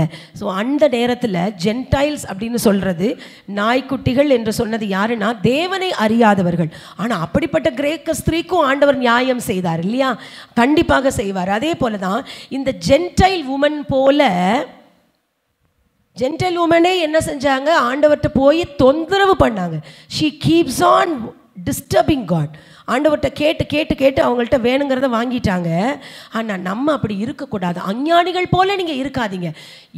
கிறிஸ்துவுக்குள் ஆவிக்குள் யூதர்களாகிய நாம் எப்போ ஞானஸ்நானம் எடுத்து தேவனுடைய அபிஷேகத்தை பெற்றோமோ அப்பொழுதே நம்ம கிறிஸ்துவுக்குள் ஆயிட்டோம், யூதர்கள் ஆயிட்டோம். இப்போ அஞ்ஞானிகள் போல நீங்கள் இருக்காதீங்கன்னு சொல்கிற வார்த்தை நமக்கும் தான். அப்போ அந்த அஞ்ஞானிகள் யாரு?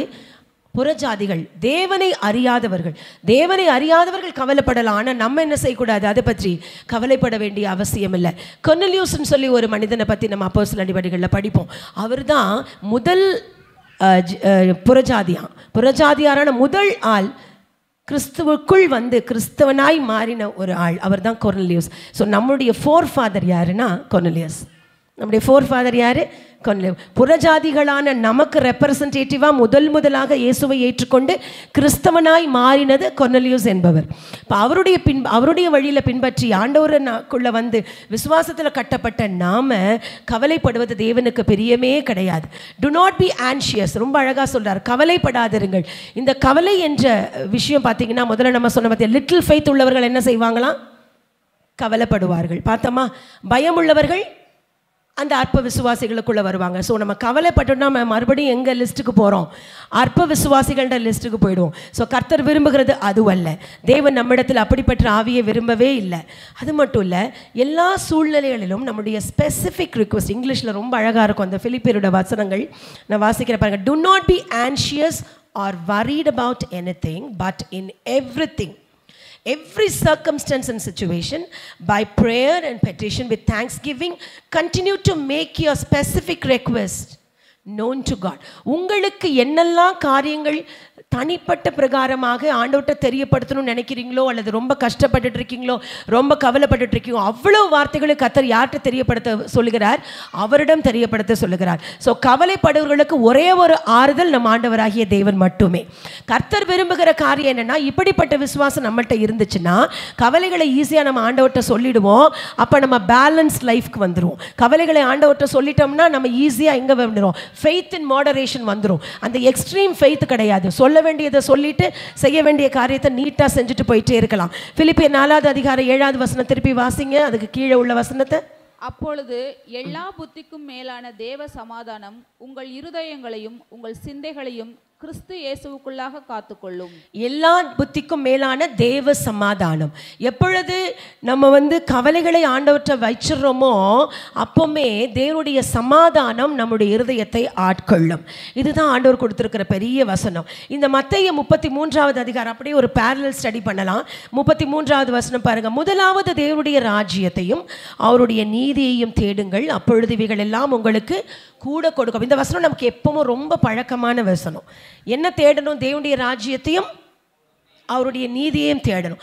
அந்த நீதி அப்படிங்கிறது என்ன அப்படின்னா, தேவனுடைய நீதி அப்படிங்கிறது தேவனுடைய பார்வையில் இது நீதி, அது தவறு, இது ரைட்டு அப்படின்றது கிடையாது. தேவனுடைய நீதி என்பது எதை குறிக்கிறது என்னால், தேவன் எப்படி இருந்தாரோ, காட் அவருடைய எக்ஸிஸ்டன்ஸ் இருக்குது பார்த்தீங்களா, அவர் எப்படி இருந்தாரோ அவரை போலவே நாம் இருப்பது மட்டும்தான் தேவனுடைய நீதி என்று சொல்லப்படுகிறது. தேவனுடைய நீதிக்கு நம்ம ஒரு எக்ஸாம்பிள் பார்க்கலாம். எபிரேயர் 12வது அதிகாரம் 11வது வசனம் வாசிங்க. எந்த சிச்சையும் தற்காலத்தில் சந்தோஷமாய் காணாமல் துக்கமாய் காணும், ஆகிலும் பிற்காலத்தில் அதில் பழகினவர்களுக்கு அது நீதியாகிய சமாதான பலனை தரும். எந்த சிச்சையும் தற்காலத்தில் சந்தோஷமாய் காணாமல் துக்கமாய் காணும். எந்த சிச்சையும், தேவன் நமக்கு அனுமதிக்கிற எந்த சூழ்நிலையும் இப்போ நமக்கு எப்படி இருக்குமா? துக்கமாக இருக்கும், ரொம்ப கஷ்டமாக இருக்கும், அதை நம்மளால் ஏற்றுக்கொள்ள முடியாது. ஆனால் பிற்காலத்தில் நம்ம இதில் ட்ரெயின்ட் ஆகிட்டோன்னு வச்சுக்கோங்க, இதில் பழகிட்டோன்னு வச்சுக்கோங்க. எப்படி ஆகும்னு சொல்கிறாங்க? நீதியாகிய சமாதான பலனை கொடுக்கும். நமக்கு சமாதானம் கொடுக்குறேன்னு சொன்னார்ல பிலிப்பியர்ல ஆண்டவர். எல்லாத்தையும் நீங்கள் ஆண்டவர்கிட்ட ஒப்பு கொடுத்தீங்கன்னா சமாதானம் வந்துடும். எப்படி சமாதானம் வரும்? நம்ம எல்லா மனசில் இருக்கிற எல்லாத்தையும் கொட்டிட்ட உடனே நமக்கு சமாதானம் வந்துடுமா? அப்போதைக்கு இருக்கும். ஜோமணி இப்போ எல்லாருமே அந்த சூழ்நிலையை தாண்டி தானே வந்திருப்போம். சொல்லுங்கள், பயங்கரமான கஷ்டம். இப்போ அம்மா சொன்னாங்க, யாருமே இல்லாத நேரத்தில் 1 மணி நேரம் போய் வீட்டை பூட்டிட்டு கத்தி ஜோமண்ணேன். ஜோமன் சுகம் கிடச்சிருச்சு. நாங்கள் கர்த்தர் தொட்டது அற்புத சுகம் கிடைச்சார், ரைட்டு. ஆனால் அதை தாண்டி வெளியே வந்ததுக்கப்புறமா இப்போ நான் காலையில் கேட்டப்படும் இன்னும் கொஞ்சம் லேசாக வலிக்குதுமான்னு சொன்னாங்க. வலி கண்டிப்பாக சரியாகும். சுகம் மட்டுமே நம்முடைய நோக்கம் இல்லை. கத்தி ஜெபிக்கும் பொழுது மனசு ஆறி இருக்கும், அப்பா எல்லாத்தையும் கொட்டிட்டோம் அப்படின்னு. அது சமாதானம் இல்லை. சமாதானம் என்பது அதுவும் இல்லை. நம்ம இதில் பழகிறோம் பார்த்தீங்களா, கஷ்டத்தில் பழகிறோம், வலியில் பழகிறோம், துக்கத்தில் பழகிறோம், சோகத்தில் பழகிறோம், பயங்கரமான கஷ்டங்கள், அதாவது ஐயோ நம்மளால் தாங்கவே முடியலன்ற கஷ்டங்கள் வரும் பார்த்தீங்களா. அந்த கஷ்டத்தை பழகி பழகி பழகி கர்த்தர் நம்மளை எங்கோட்டோ நீதியாகிய சமாதானம் வருது பார்த்தீங்களா. அதுதான் கிறிஸ்தவர்களுக்குரிய சமாதானம். என்னுடைய சமாதானத்தையே உனக்கு வைத்து போகிறேன்னு ஆண்டவர் சொன்னார்ல, அதுதான் அவருடைய சமாதானம். அவருடைய சமாதானத்துக்கும் நீதிக்கும் நிறைய சம்பந்தம் இருக்குது. மனசில் சமாதானம் அப்படிங்கிறது peace of God can only given by God. தேவனால் மட்டும்தான் சமாதானம் கொடுக்க முடியும், ரைட்டு தான். அது எப்படிப்பட்ட சமாதானம்? எல்லாத்தையும் கொட்டி முடிச்சா நமக்கு சமாதானம். நமக்கு மனசில் ரொம்ப கஷ்டம்னு வச்சுக்கோங்க, ஒரு ஃப்ரெண்டுகிட்ட கூட நீங்கள் ஷேர் பண்ணலாம். ஏதோ ஒன்று மனசில் கொட்டணுன்னா அப்பாடா அப்படின்னு ஒரு நிம்மதி இருக்கும்ல, அது சமாதானம் இல்லை. கர்த்தர் கொடுக்குற சமாதானம் நீதியுள்ள சமாதானம். நீதியாகிய சமாதானம் எப்படி இருக்கும்னா, தேவன் எப்படி இருந்தாரோ அதை போன்ற சமாதானம். தேவன் இந்த நாளில் நம்ம கூட வாழ்ந்த மனிதராய் அவர் வாழ்ந்த நாளில் அவருக்கும் எல்லா பிரச்சனைகளும் இருந்தது. அவர் சோகத்தை பார்த்தார், அழுகையை பார்த்தார், ஈவன் பயத்தையே ஃபீல் பண்ணார், கண்ணீர் விட்டார். லாசரஸோட மரணத்தில் கண்ணீர் விட்டார், அவங்களோடு சேர்ந்து ஆவியில் கஷ்டப்பட்டாராம், ரொம்ப கஷ்டப்பட்டார். கெத்சமனே தோட்டத்தில் சிலுவைக்கு போகிறதுக்கு முன்னாடி கண்ணீர் விட்டு ஜெபிக்கிறார், ஆண்டவரே உமக்கு சித்தமானால் இந்த பாத்திரம் என்னை விட்டு நீங்க கூடுமானால் நீங்கட்டும். எதுக்குங்க அந்த வார்த்தை வருது? அந்த வேதனை அவரால் தாங்க முடியல. இமோஷன்ஸ், இந்த இமோஷன்ஸ் எல்லாம் பேலன்ஸ் பண்ணி ஒரு நிலைக்கு வருவோம் பார்த்தீங்களா. நம்ம வந்துட்டோமா? அந்த நிலைக்கு வந்துட்டோமா? கொஞ்சம் யோசிச்சு பார்ப்போமே. அப்போதாங்க நம்மளுடைய சமாதானம் நீதியான சமாதானம். இப்போ நமக்கு இருக்கிறது உண்மையான, நம்ம நினச்சிக்கிட்டு இருக்கோம் சமாதானம்னு, கண்டிப்பாக கிடையாது. தேவனுக்கு இருந்துச்சு பார்த்தீங்களா, அவர் எப்படி அந்த சமாதானத்தை பெற்றுக்கொண்டார்? சமாதானமாக தானே சிலுவைக்கு போனார். கெத்சமனே தோட்டத்தில் அழுதார், கண்ணீர் விட்டார், அவருடைய ரத்தம் அப்படியே வேர்வையாக சொட்டுச்சு. அப்போ கெத்சமனேக்கு போகிறதுக்கு முன்னாடி அவர் சரியானதானே போயிருந்திருக்க முடியும். அப்பொழுதுதான் ஆவியானவர் அவருக்கு அந்த நீதியாகிய சமாதானத்தை கொடுத்தார். எப்படி கொடுத்தார் தெரியுமா? அவரை ட்ரெயின் பண்ணி கொடுத்தார், அவரை ட்ரெயின் பண்ணார், நிறைய நேரங்கள் அவரை பழக்கப்படுத்தினார். அந்த பழக்கப்படுத்தினதுனால தான் அவர் அந்த நிலைக்கு போக முடிஞ்சது. தேவன் அப்படிப்பட்ட காரியத்தை தான் நம்மள்ட்ட எதிர்பார்க்கிறார். எல்லா காரியங்களையும் நம்ம பழகணும். இப்போ இருக்க கஷ்டம் வேணாம் ஆண்டவரே, எனக்கு தாங்க முடியல, போது எடுத்துருங்க. No, we don't have any right to ask them to take away our troubles. நம்முடைய பாடுகளை, பிரச்சனைகளை எடுத்துருங்க ஆண்டவர்னு சொல்கிறதுக்கு நமக்கு வந்து எந்த விதத்தில் ஆண்டவர் ரைட்ஸ் கொடுக்கல. செய்யாதீங்க. அதை செஞ்சீங்கன்னு வச்சுக்கோங்களேன், you won't get this righteousness. அந்த நீதியோட சமாதானம் இருக்குது பார்த்தீங்களா, அதை அடையவே முடியாது நம்மளால். தேவன் அதற்கென்று தான் நம்மை முன்குறித்து இருக்கிறார். அந்த சமாதானம் நமக்கு வேணும். இது கர்த்தருடைய அவருடைய திட்டம். இது அவருடைய பிள்ளைகளுக்கு அவர் வைத்திருக்கிற திட்டம். அது அந்த திட்டத்துக்குள்ளே நம்ம போகணும்னு சொன்னால் கண்டிப்பாக அவருடைய ராஜ்யத்தை முதலாவது தேட வேண்டும். அவருடைய நீதியை முதலாவது தேட, இதுதான் அது. அவருடைய நீதியை தேடுறதுன்னா அதுதான். ஆண்டவரே என்னை ட்ரெயின் பண்ணுங்கன்னு கேட்போம், அதுதான் அவருடைய நீதி. ஆண்டவரே என்னை பழக்கப்படுத்துங்க, இந்த கஷ்டத்தெல்லாம் எனக்கு பழக்கப்படுத்துங்க, கஷ்டத்தை எடுத்துடாதீங்க, இல்லை இந்த கஷ்டத்தெல்லாம் பழக்கப்படுத்துங்க. எண்ணத்தை உண்போம் எண்ணத்தை குடிப்போம்னு நாங்கள் கவலைப்படலாம் ஆண்டவரே. ஏன்னா அந்த வசனத்தில் சொல்லியிருக்காரு, இதெல்லாம் உங்களுக்கு தேவை என்று உங்கள் பரமபிதா முன்னமே அறிந்திருக்கிறார். He knows you well. எப்பொழுது அவர் நம்மை தாயின் கர்ப்பத்திலேயே தெரிந்து கொண்டாரோ அப்பொழுதே நமக்கு எல்லாம் தேவை என்னன்னு அவருக்கு தெரியும். நம்ம சொல்லி தான் அவருக்கு தெரியணும்னு அவசியம் இல்லை. அதே 6வது அதிகாரத்தில் பார்க்குறோம், உன் வாயில சொல் பிறவாததற்கு முன்னமே உன் பரமபிதா எல்லாவற்றையும் அறிந்திருக்கிறார். நமக்கு தேவையெல்லாம் என்ன நம்ம சொல்லி சொல்லி தானே அவருக்கு தெரியும்? இல்லை. நம்ம சூழ்நிலையெல்லாம் நம்ம சொல்லி சொல்லி தானே அவருக்கு தெரியும்? இல்லை, அவருக்கு தெரியும் எல்லாமே. ஆனாலும் மாம்சத்தில் இருக்கிற நம்ம சில நேரங்கள் என்ன பண்ணிடுறோம், அப்படியே நம்முடைய ஆவியில் தொய்ந்து போய் ஆண்டவரே இந்த சூழ்நிலை நம்ம எப்படி சமாளிப்பேன்னு சொல்லி அந்த நிலைமைக்கு வருவோம் பார்த்தீங்களா. அது ஆண்டவர் விரும்புகிற விஷயமே கிடையாது. அதே மாதிரி இந்த எபிரேயரில் வாஸ்தவம் பார்த்தீங்களா, நோ டிசிப்ளின் பிரிங்ஸ் ஜாய். எந்த அந்த வசனம் சொல்லுங்க, என்ன சொல்றாரு, எந்த சிச்சையும் தற்காலத்தில் சந்தோஷத்தை கொண்டு வராது. No discipline brings joy. நம்ம முதல்ல சொன்ன பார்த்தீங்களா, டிசிப்ளின்ட் லைஃப் அப்படின்னு சொன்னோம்ல. பதறாமல் வாழக்கூடிய ஒரு விசுவாசிக்கு இருக்க வேண்டிய மிக முக்கியமான ஒரு க்ரைட்டீரியாவில் என்னென்னா பேலன்ஸ்ட் லைஃப்.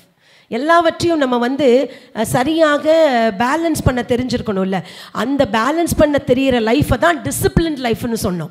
ஸோ ஒழுக்கமான வாழ்க்கை நம்மிடம் இருக்கும் பொழுது எந்த ஒழுக்கம், அதாவது நம்ம பசங்களை டிசிப்ளின் பண்ணுறோம், அடிக்கிறோம், திட்டுறோம், இது எதுவுமே பிள்ளைங்களுக்கு சந்தோஷத்தை கொடுக்காது. அதே போல தான் தேவன் நம்மை அப்படிப்பட்ட சூழ்நிலைக்குள்ளே நடத்தும் பொழுது நமக்கு அந்த சூழ்நிலை சந்தோஷத்தை கொடுக்கவே கொடுக்காது.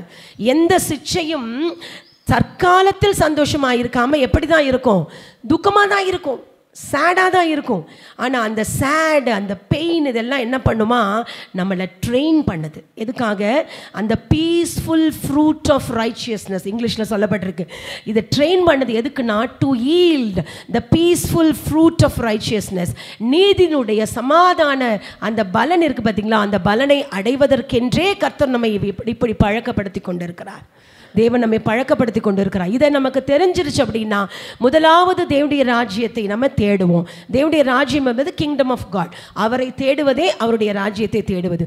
எப்பொழுதெல்லாம் நம்ம வாழ்க்கையில் வந்து தவறுகிறோமோ, விழுகிறோமோ, ஆண்டவரை விட்டு தூரம் போகிறோமோ, அப்பெல்லாம் ஒன்னே ஒன்று யோசிக்கணும், my Lord's kingdom is in front of me. என்னுடைய தேவனுடைய ராஜ்யம் என்னதாக இருக்குது, அதை நோக்கி தான் நான் போகணும்.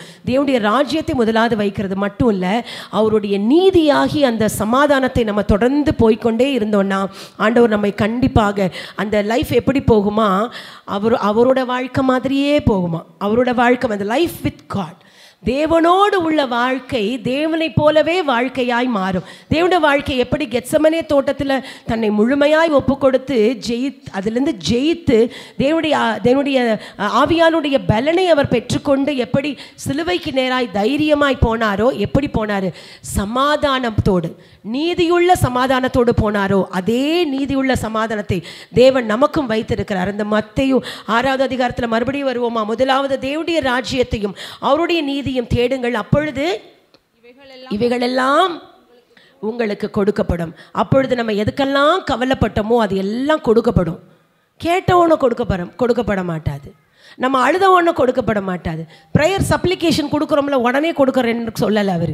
எப்போ நம்ம ராஜ்யத்தை தேடுறோமோ, நீதியை தேடுறோமோ, அப்போ தான் கிடைக்கும். அந்த நீதியை தேடுறதுன்றது ஒரு process. It is not one day thing. ஒரு நாளில் உடனடியாக இப்படின்றதுக்குள்ளே நடக்கிற விஷயம் இல்லை, அது ஒரு ப்ராசஸ். அப்போது நம்ம கேட்கும் பொழுது சில நேரங்களில் தேவன்றது பதில் இல்லைன்னு நினைக்கிறோம்ல. ஏண்டவரே இன்னும் பதில் வரல, ஏண்டவரே இன்னும் இவ்வளோ கஷ்டம், ஏண்டவரே இவ்வளோ போராட்டம்னு சொல்கிறோம்ல. God is telling you, you have not yet come to that position. நீங்கள் இன்னும் அந்த நிலைக்கு வரவில்லை என்பது கர்த்தருடைய வார்த்தை. ஆண்டவர் சொல்லுகிறது, நீங்கள் இன்னும் அந்த நிலைக்கு வரலை. நம்ம கேட்க வேண்டியது என்ன தெரியுமா? உம்முடைய நீதியை நான் தேட எனக்கு கிருபை தாரும் ஆண்டவரே. ஒன்று போதுங்க, ஒன்று போதும். உம்முடைய நீதியை நான் தேடணும் ஆண்டவரே. உம்முடைய நீதியை தேடணும்னா நீர் எப்படி இருந்தீரோ அதன்படி நானும் இருக்கணும். ஆண்டவர் எப்படி இருந்தாராம்? அவர் the way of doing and being right, அவர் சரியானபடி இருந்தார், வாழ்ந்தார், கற்றுக் கொடுத்தார். அவருடைய ஆட்டிடியூட், அவருடைய கேரக்டர் நம்மள்கிட்ட வரணும். காட்ஸ் ஆட்டிடியூட் அண்ட் அவருடைய மனப்பான்மையும் அவருடைய கேரக்டரும் நம்மள்கிட்ட வரணும். அப்போ தான் நம்ம நீதியை தேடணும்னு அர்த்தம். அவர் எப்படி இருந்தாரோ அப்படி தான் நம்மளை செய்ய சொல்லியிருக்காரு. புதுசாக எதுவுமே ஆண்டவர் சொல்லலை. ஆனால் நம்ம ஈஸியாக வாசிக்கும் போது தேவனுடைய ராஜ்யத்தையும் நீதியும் தேடுங்கள் அப்பொழுது இல்லாமல், ஏன்னா நமக்கு சபைக்கு நேராக சரியாக வந்துட்டோம்னா நம்ம நினச்சிக்கிட்டோம் நம்ம வந்து தேவனுடைய ராஜ்யத்தை தேடிட்டோம், நீதியை தேடிட்டோம். சரியான நேரத்துக்கு நம்ம ஆன்லைன் பிரேயர் கலந்துக்கிட்டோம்னா நம்ம வந்துட்டோம், நீதியை தேட இல்லை. நீதியை தேடக்கூடிய நிலைக்கு நம்ம வந்துட்டோமான்றது அவங்கவுங்களுக்கு தான் தெரியும். நான் உங்களை சொல்ல முடியாது, நீங்கள் என்ன சொல்ல முடியாது. God knows everyone. கர்த்தருக்கு தெரியும் நீதியை தேடுகிற நிலைக்கு நம்ம வந்துட்டோமா. எப்போ நீதியை தேடுவோம்? அந்த பேலன்ஸ்டு ஃபெய்த் இருக்குது பார்த்தீங்களா, அந்த மாடரேஷன் இன் ஃபெய்த் இருக்குது பார்த்தீங்களா, அது வரணும். எந்த விதமான இமோஷன்ஸும் நமக்கு தடையாக இருக்கக்கூடாது. அது கவலையாக இருக்கலாம், பயமாக இருக்கலாம், கஷ்டமாக இருக்கலாம், what ever it may be. எந்த நிலையாக இருந்தாலும் நம்முடைய விசுவாசத்தை தடை பண்ணாமல் இருக்கணும். நம்மளா அப்படிப்பட்ட வாழ்க்கை வாழ முடியுமா அப்படிங்கிற யோசிச்சு பார்ப்போம். அப்படி நிலைக்கு வந்திருந்தோன்னு வச்சுக்கோங்க, ரொம்ப சந்தோஷம். நம்ம தேடிட்டோம். யாரை தேடிட்டோம்? தேவனை தேடிட்டோம், தேவனுடைய ராஜ்யத்தை தேடிட்டோம், அவருடைய நீதியை தேடிட்டோம். இப்போ என்ன செய்வாராம்? அவர் எல்லாத்தையும் தேடினதுக்கு அப்புறம் தான் மற்ற எல்லாத்தையும் கூட கொடுக்க போகிறாரு. மற்ற எல்லாத்தையும் என்னெல்லாம் கேட்டோமோ அது எல்லாம் கிடைக்கும். அதுக்கு முன்னால் நம்ம செய்ய வேண்டியது என்ன தெரியுமாங்க? எனக்கு கொடுங்க ஆண்டவரேன்னு கேட்க வேண்டாம், எனக்கு அந்த நிலைக்கு கொண்டு போங்க ஆண்டவரேன்னு கேட்டால் போதும். இப்போ நம்மளை பழக்கப்படுத்துகிறாரு பார்த்தீங்களா, இது எல்லாம் அந்த நிலைக்கு கொண்டு போகிறதுக்கு மட்டும்தான். when God takes us to that position, whatever we want in God, whatever we wished in God, definitely we'll get it. நம்ம என்ன விரும்புகிறோமோ, என்ன ஆசைப்படுகிறோமோ, என்ன டிசைர் இருக்கோ அதெல்லாம் வச்சிருக்காரு. இனி புதுசாக போய் செய்ய போகிறதில்ல. God has already planned for us. நம்ம எதிர்பார்த்த அந்த வாழ்க்கை, நம்ம எதிர்பார்த்த அந்த சமாதானம் பிள்ளைகளை குறித்து, பேரண்ட்ஸை குறித்து, நம்முடைய குடும்பத்தை குறித்து, பொருளாதார நிலையை குறித்து நம்ம முயற்சி பண்ணுறோம் பார்த்தீங்களா, சில காரியங்கள் அதெல்லாம் குறித்து நம்ம என்னெல்லாம் மனசில் நினச்சிருக்கோம் அதெல்லாமே God had already prepared for us. But God is waiting for us to come to that position. ஆண்டவர் நம்ம எதிர்பார்க்கிறது என்ன தெரியுமா? அவருடைய நீதியை தேடக்கூடிய அந்த நிலைக்கு நம்ம வர வேண்டும் என்பது தான் அவருடைய விருப்பம். அந்த ஃபெய்த் இன் மாடரேஷன், அற்ப விசுவாசிகளாய் நாம் இருப்பது தேவனுக்கு கண்டிப்பாக பெரியும் கிடையாது. ஒரு முறை அப்படியே கண்களை மூடி நம்ம எல்லாரும் ஆண்டவருடைய பாதத்தில் காத்திருப்போமா?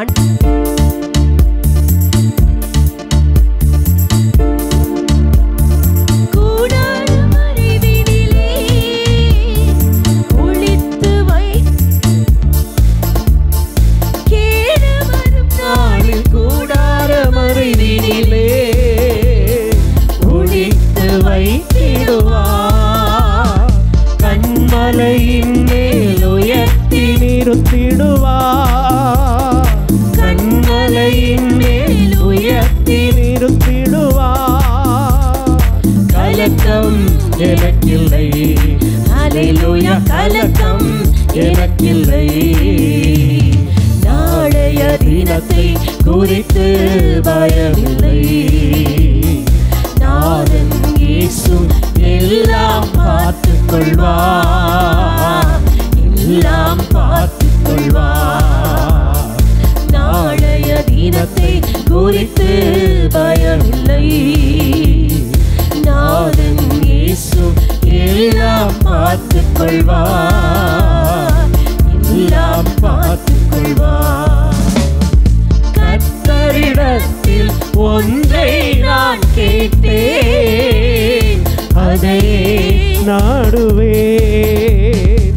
கர்த்தரிடத்தில் ஒன்றை நான் கேட்டேன், அதையே நாடுவேன்.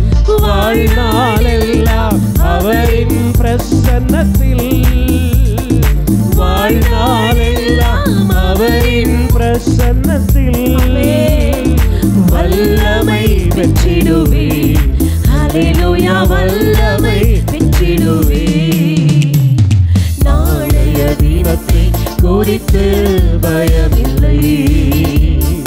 நாதன் இயேசு எல்லாம் பார்த்துக் கொள்வார், எல்லாம்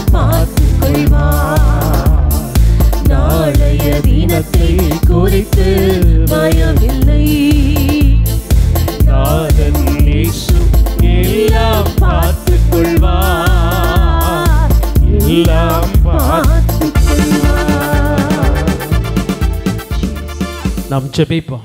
பரலோக பிதாவே, ஆண்டவரே, எங்களுக்கு இருக்கிற விசுவாசம் உம்மை போல ஒரு விசுவாசத்தை எங்களுக்கு தாரும் ஆண்டவரே.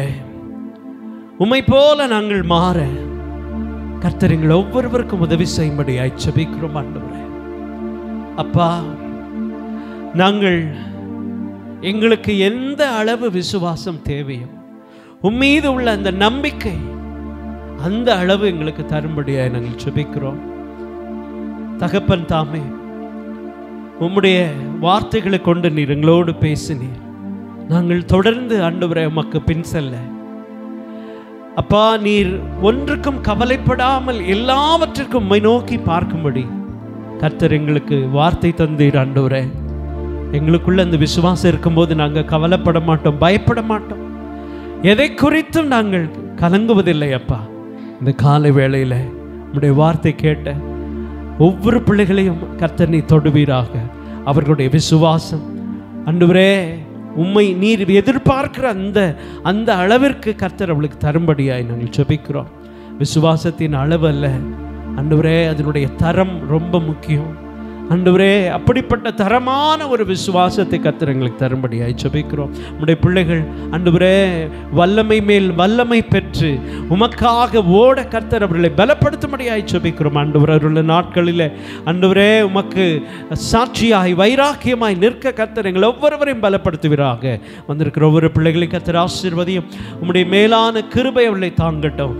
கர்த்தருடைய ஆசீர்வாதத்தினால நீர் ஒவ்வொருவரையும் நிரப்பி அனுப்பும்படியாய் ஜெபிக்கிறோம். நீரே ஆசீர்வாத நடத்தும். இயேசுவின் நாமத்தில் கேட்கிறோம் எங்கள் நல்ல பிதாவே, ஆமென், ஆமென். என் ஆத்துமாவே கர்த்தரை ஸ்தோத்திரி, என் முழு உள்ளமே பரிசுத்த நாமத்தை ஸ்தோத்திரி. என் ஆத்துமாவே கர்த்தரை ஸ்தோத்திரி, அவர் செய்த சகல வாரங்களையும் மறவாதே. ஆமென். நம்முடைய கர்த்தராகிய இயேசு கிறிஸ்துவின் கிருபையும் பிதாவாகிய தேவனுடைய அன்பும் பரிசுத்தாவியானவருடைய அந்நியோன்யமும் சமாதானமும் சந்தோஷமும் நம் அனைவரோடும் இன்றைக்கும் என்றைக்கும் சதா காலங்களிலும் இருப்பதாக. ஆமென், ஆமென். அல்லேலூயா, அல்லேலூயா, அல்லேலூயா. ஸ்தோத்திரம், எல்லாருக்கும் ஸ்தோத்திரம். God bless. God bless.